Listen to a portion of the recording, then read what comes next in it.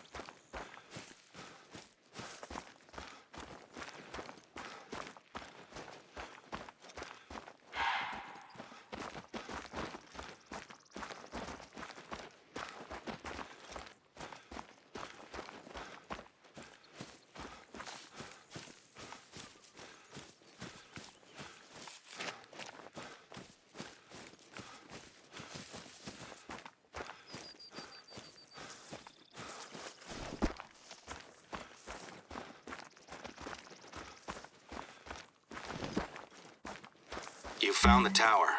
There's hopefully a free shelf inside, somewhere you can stash the supplies. Oh, you should hang on to a couple of the flyers, though.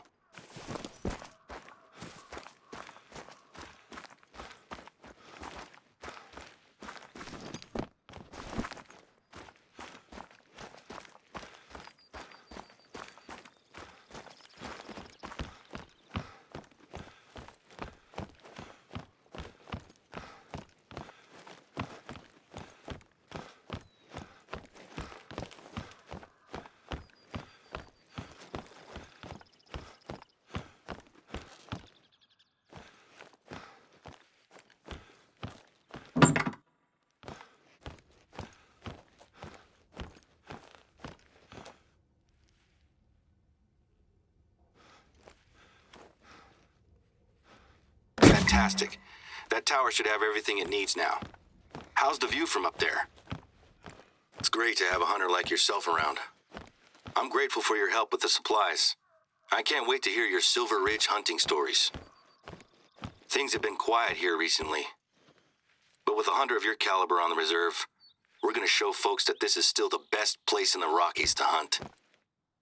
Plus, you're not the only one working with us. We were able to convince Remy Warren to visit, and he's been logging his solo hunts out here for a week or so. He's got a pretty decent following online, so hopefully he's impressed with the reserve. When I proposed using social media to promote the reserve, the board were a little hesitant. But they're giving us a chance to try something new, and I'm sure it'll be worth it.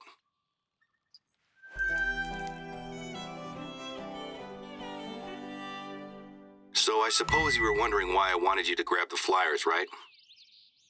There are people who come out here just to visit the lake.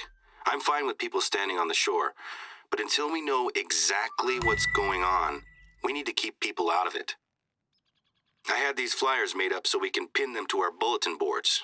There's a trail that leads straight to the lake, so I'd like you to pin up one of these flyers at the trailhead. Now, the flyers cover the basics: heavy metals, mining waste, and why to avoid diving in. It's not much, but until we know more, it's all we have. The lake is beautiful, and it's always pulled in visitors. It still looks the same as it ever did. Maybe even better, now that it's calm and peaceful. But now, I can't look at it without seeing what it did to my dad, or what it's doing to the reserve.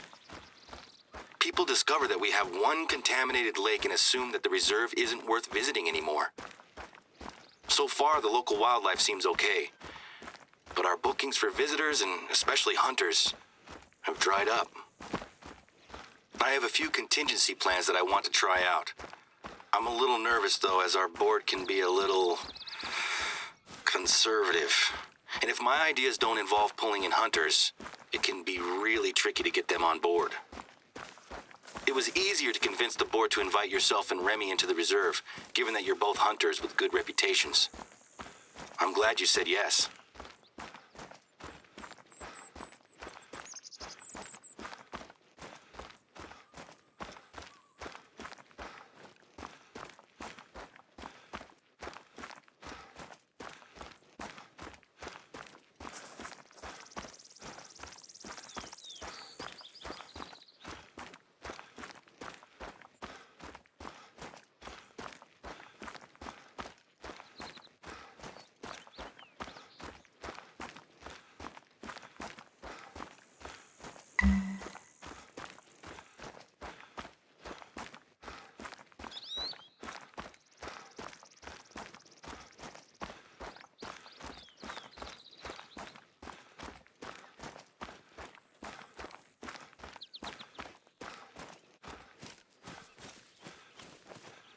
One down, one to go. Keep following the trail to the lake.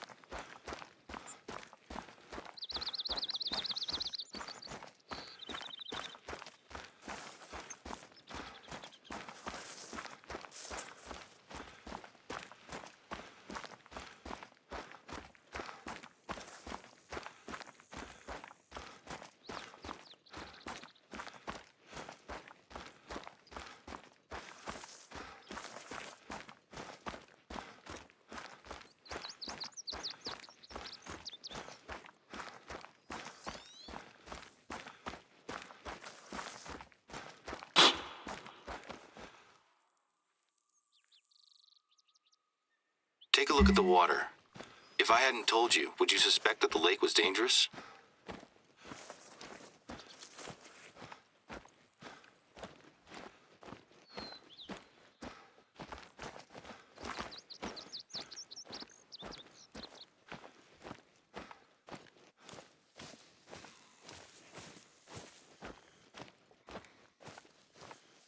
We might not be able to monitor the lake 24/7, but at least now people have been warned.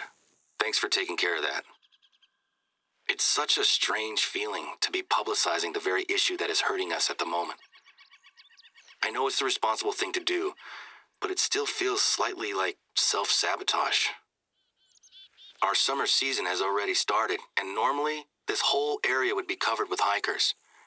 I've only seen a handful of people in the reserve recently. I'm sure that things will pick up eventually. But every day, I'm reminded that my dad was the major driving force behind this place. It's just bad timing, I suppose. We'd had some other issues with one of the board members, but that's in the past. The best thing to do is to keep pushing forward.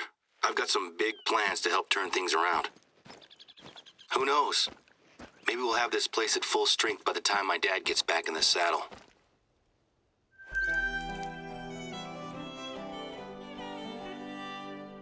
I'm talking a lot about family stuff, aren't I? I suppose work and family are the same thing for me, you know? I've been watching my dad do this job since I was a kid. Let's change the subject, shall we? I've got a job that I'd like you to take care of. The big plans I mentioned before? One of these plans is a little passion project of mine. We're gonna need some gear. Repelling gear, actually. And I have stashed a few bags at one of the nearby outposts. And I'd like you to head over there and pick them up. When you can. I've been doing adventure sports for about 10 years or so now. It started with bouldering and rock climbing while I was on a high school trip. Last year, I got an accreditation as an instructor, and I was planning on teaching classes. When my dad got ill, I put it on the back burner. But now, I think we have a good opportunity to commit to it. Unfortunately, I'm a little too busy to teach classes just now. But one of my base jumping friends, Sammy, took the same course as me, so she's gonna lead the class instead.